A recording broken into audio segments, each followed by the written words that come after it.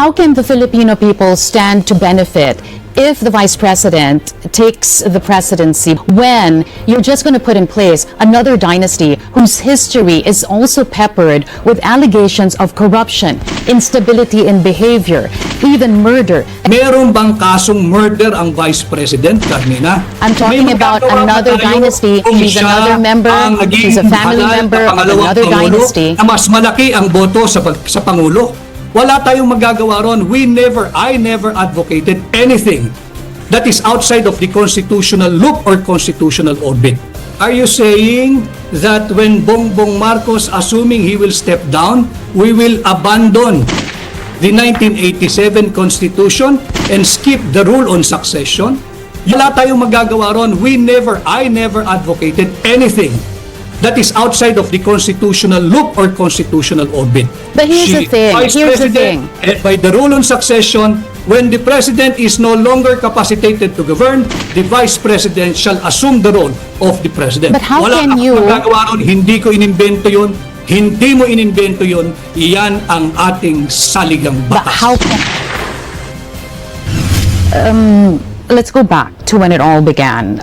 We know that the former DBM secretary was one of the OGs in this cabinet, was appointed by the president. You were still there at that time. Who was responsible in pushing that the former DBM secretary, Mina Pangandaman, be given the DBM portfolio? Si Martin Romualdez. And how did he do that? Abay, dala niya sa bahay ni BBM yan eh. At yan nga daw ang magiging DBM secretary. Hindi ko kilala yan. And what was being said during that time as to why she should have that portfolio? Well, apparently, marunong daw sa proseso ng gobyerno. Marunong naman talaga. Sumobra nga lang ang dunong, hindi ginamit sa tama. At qualified naman, etc. Di okay naman. I am just the executive secretary, the glorified secretary to the president. Yun lang naman ang papel ng executive secretary. So pag nagdesisyon ng presidente, itong ating DBM, di yan ang ating DBM.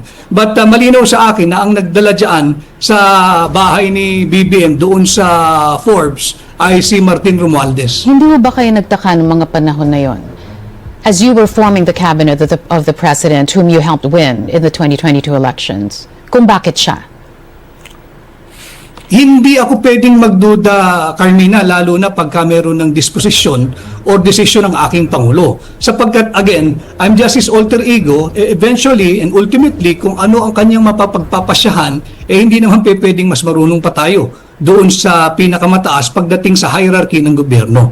So, nung binigay niya yung kanyang approval, yung kanyang imprimatur, yan na ang DBM Secretary. But was there something during that time that gave you pause, that sort of made you tentative about the decision, giving her, the former DBM Secretary Pangandaman, the budget portfolio? Go ahead. Sincerely, Carmina, wala na akong opportunity eh. Sapagkat nung dinala nung gabing iyon, right there and then, okay, siya ang DBM Secretary. Dahil nga dinala ni Martin Romualdez. Knowing what you know, that she resigned out of delicadeza, should this have been Pangandaman's reason, or even without the revelations of former Congressman Azaldi Co, should there have been another reason for the resignation of Pangandaman, given that she too was responsible for the passage of, at the very least, the questionable budget for 2025? Nahirapan na siya magsinungaling at mag-cover up for this administration. Mahirap magsinungaling, lalo na kung yung disbursement ng ating national budget, itong illegal, invalid, immoral, unconstitutional, and criminal 2025 national budget, mahirap mo i-cover up yan. Dahil hindi lang naman single piece of document, ang daming papel niyan, ang daming kopya niyan, hindi mo ba pagtatagpi-tagpi yan. And I think, umangat na rin yung pressure sa hindi na manageable level. That's why she asked for the president to let her go. But should that be the end of the story? No.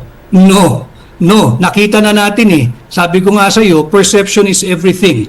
In a talk as serious as corruption and drug addiction in government, perception is everything. Pag nakita mo nagtatakipan na, wala nang maniniwala sa kahit anong proseso. At ito ay hindi ko lamang haka-haka bilang Pilipino. Nakita natin ang daus-dos ng foreign direct investment, bagsak. Ang daus-dos ng halaga ng piso, ang GDP, ang kumpiyansa ng mamumuhunan. Even the President of South Korea, binawi yung 28.5 or 28.8 billion peso loan ng South Korea sa Pilipinas. Bakit? Ang rason niya, simple, massive corruption and looting of public funds. Now, what do you know about Trigiv Olivar, Attorney Rodriguez? You've mentioned his name several times in your live streams, also in various interviews. What do you know of him? Was he already there when you were forming the cabinet of the president? Hindi familiar yung pangalan niya eh. I keep on mentioning him, and even in your program, Carmina, based on the affidavit of former USEC Robert Bernardo of the DPWH, katangi-tangi eh. Nanghingi ng listahan, binigyan ng listahan worth 2.85 billion, at tingnan mo naman ang kapal na mukha nito na i-release agad yung 2.85 billion at humingi ng 15% commission. At pinatunayan sa affidavit ni Robert Bernardo, naghatid ng makailang ulit sa Magallanes at iba't ibang lugar. Yung 15% ng 2.8 billion pesos ay halos 500 million pesos. Dito nagsimula lalo ang pagdaus-dus ng kumpiyansa ng taong bayan sa administrasyon ni Bongbong Marcos eh. Bakit? Kinaladkad niya ang tanggapan ng Pangulo gamit ang Office of the Executive Secretary. Natigil ang hearing ng Blue Ribbon ng napakatagal, hindi nila sinasagot. Hanggang sa hindi na talaga maawat ang paghingi ng tao ng transparency, full accountability, and justice. Attorney Rodriguez, I've watched your interviews several times, your live streams as well. You've been calling for transparency and accountability. At one point, you even said, wala namang masama sa pag-ako ng pagkakamali. Again, not verbatim, but in so many words, you said that. Ayusin lang ang investigasyon, you said that as well. But how did you go from there to calling for the president to step down? Ang linaw-linaw na eh. Ayusin yung investigation, pinagtatakpan yung mga alyado every time na may lalabas at magsasalita, ang laging sasabihin lang, destabilizer o kaya yinuyug-yug ang gobyerno. Again, corruption is destabilization. But that's where it gets tricky, Attorney Rodriguez, because who... Ngayon. Let's go back to when it all began. We know that the former DBM secretary was one of the OGs in this cabinet, was appointed by the president. You were still there at that time. Who was responsible in pushing that the former DBM secretary, Mina Pangandaman, be given the DBM portfolio? Si Martin Romualdez. And how did he do that? Abay, dala niya sa bahay ni BBM yan eh. At yan nga daw ang magiging DBM secretary. Hindi ko kilala yan. And what was being said during that time as to why she should have that portfolio? Well, apparently, marunong daw sa proseso ng gobyerno. Marunong naman talaga. Sumobra nga lang ang dunong, hindi ginamit sa tama. At qualified naman, etc. Di okay naman. I am just the executive secretary, the glorified secretary to the president. Yun lang naman ang papel ng executive secretary. So pag nagdesisyon ng presidente, itong ating DBM, di yan ang ating DBM. But malinaw sa akin na ang nagdala dyan sa bahay ni BBM doon sa Forbes ay si Martin Romualdez. Hindi mo ba kayo nagtaka ng mga panahon na yon? As you were forming the cabinet of the president whom you helped win in the 2022 elections, kung bakit siya? Hindi ako pwedeng magduda, Carmina, lalo na pagka meron ng disposisyon or desisyon ng aking Pangulo. Sapagkat, again, I'm just his alter ego, eventually and ultimately, kung ano ang kanyang mapapagpapasyahan, hindi naman pwedeng mas marunong pa tayo doon sa pinakamataas pagdating sa hierarchy ng gobyerno. So, nung binigay niya yung kanyang approval, yung kanyang imprimatur, yan na ang DBM secretary. But was there something during that time that gave you pause, that sort of made you tentative about the decision, giving her, the former DBM Secretary Pangandaman, the budget portfolio? Go ahead. Sincerely, Carmina, wala na akong opportunity eh. Sapagkat nung dinala nung gabing iyon, right there and then, okay, siya ang DBM Secretary. Dahil nga dinala ni Martin Romualdez. Knowing what you know, that she resigned out of delicadeza, should this have been Pangandaman's reason, or even without the revelations of former Congressman Azaldico, should there have been another reason for the resignation of Pangandaman, given that she too was responsible for the passage of, at the very least, the questionable budget for 2025? Nahirapan na siya magsinungaling at mag-cover up for this administration. Mahirap magsinungaling, lalo na kung yung disbursement ng ating national budget, itong illegal, invalid, immoral, unconstitutional, and criminal 2025 national budget, mahirap mo i-cover up yan. Dahil hindi lang naman single piece of document, ang daming papel niyan, ang daming kopya niyan, hindi mo ba pagtatagpi-tagpi yan. And I think, umangat na rin yung pressure sa hindi na manageable level. That's why she asked for the president to let her go. But should that be the end of the story? No. Nakita na natin eh. Sabi ko nga sa iyo, perception is everything. In a talk as serious as corruption and drug addiction in government, perception is everything. Pag nakita mo nagtatakipan na, wala nang maniniwala sa kahit anong proseso. At ito ay hindi ko lamang haka-haka bilang Pilipino. Nakita natin ang daus-dos ng foreign direct investment, bagsak. Ang daus-dos ng halaga ng piso, ang GDP, ang kumpiyansa ng mamumuhunan. Even the President of South Korea, binawi yung 28.5 or 28.8 billion peso loan ng South Korea sa Pilipinas. Bakit? Ang rason niya, simple, massive corruption and looting of public funds. Now, what do you know about Trigiv Olivar, Attorney Rodriguez? You've mentioned his name several times in your live streams, also in various interviews. What do you know of him? Was he already there when you were forming the cabinet of the president? Hindi familiar yung pangalan niya eh. I keep on mentioning him, and even in your program, Carmina, based on the affidavit of former USEC Robert Bernardo of the DPWH, katangi-tangi eh. Nanghingi ng listahan, binigyan ng listahan worth 2.85 billion, at tingnan mo naman ang kapal na mukha nito na i-release agad yung 2.85 billion at humingi ng 15% commission. At pinatunayan sa affidavit ni Robert Bernardo, naghatid ng makailang ulit sa Magallanes at iba't ibang lugar. Yung 15% ng 2.8 billion pesos ay halos 500 million pesos. Dito nagsimula lalo ang pagdaus-dos ng kumpiyansa ng taong bayan sa administrasyon ni Bongbong Marcos eh. Bakit?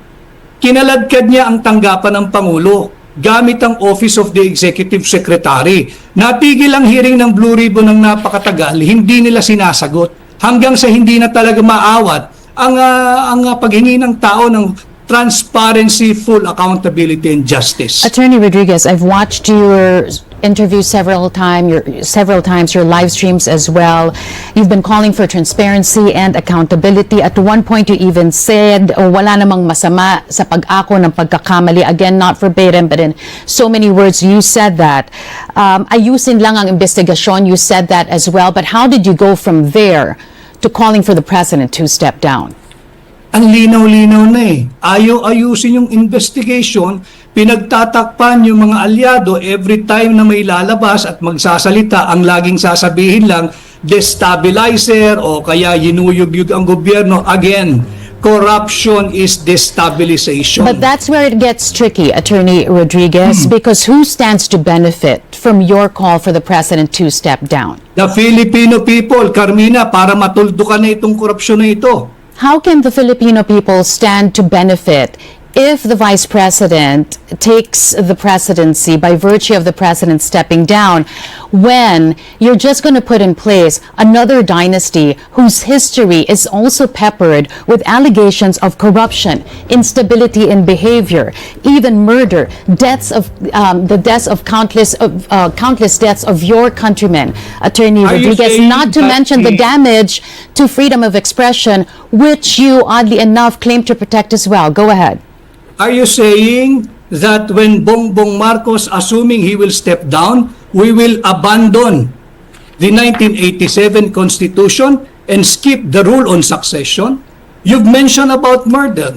Meron bang kasong murder ang Vice President, Carmina? I'm talking May about magagawa another ba tayo dynasty. kung She's siya another member. ang naging She's a family halal na member of pangalawang another Pangulo dynasty. na mas malaki ang boto sa Pangulo? Wala tayong magagawa ron. I never advocated anything that is outside of the constitutional loop or constitutional orbit. But here's the thing. Vice Here's the President, thing. by the rule on succession, when the President is no longer capacitated to govern, the Vice President shall assume the role of the President. But how Wala can akong you- magagawa ron. Hindi ko inimbento yun. Hindi mo inimbento yun. Iyan ang ating saligang But batas. how can you, Attorney Rodriguez, separate your advocacy for anti-corruption from this constitutional succession, as you said? The Vice President, who stands to benefit from your call, is also mired herself in corruption allegations. How does that reconcile with your anti-corruption advocacy? As a media practitioner, alam kong alam mo na walang ini-issue at clear na ng Commission on Audit ang Office of the Vice President kung ang pinatutukuyan mo ay yung paggamit ng intelligence funds. At walang nakabinbin na anumang kaso or impeachment laban sa pangalawang Pangulo. So yung iyong sinasabi na meron siyang issue ng korupsyon, yan ay gawa-gawa. Nakikita naman natin nung makakaliwang grupo na ayaw nang makabalik ang tatak Duterte na serbisyo. But hindi siguro tayo matatapos dito kahit maghapon tayo sa iyong programa.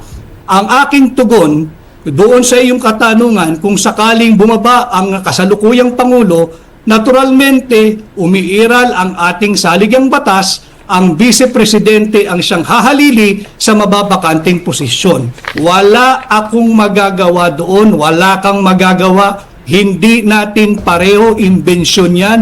Iyan ay nakasulat, nakagarantiya at nakaukit sa ating 1987 Constitution. Again, people are saying, or at least there are groups who are saying, why stop at the president? Why not include the vice president as well? Yun ang sinasabi ng iba. Ang panawagan, hindi lamang ang iisa ang dapat mag-resign, kundi lahat na mag-resign because they have disappointed the Filipino people. But we're going to have to leave it at that. As you said, pwede tayong maghapon magdiskusyon. But I appreciate your time being with us this afternoon. Former Executive Secretary Vic Rodriguez there joining us. Maraming salamat po. Salamat.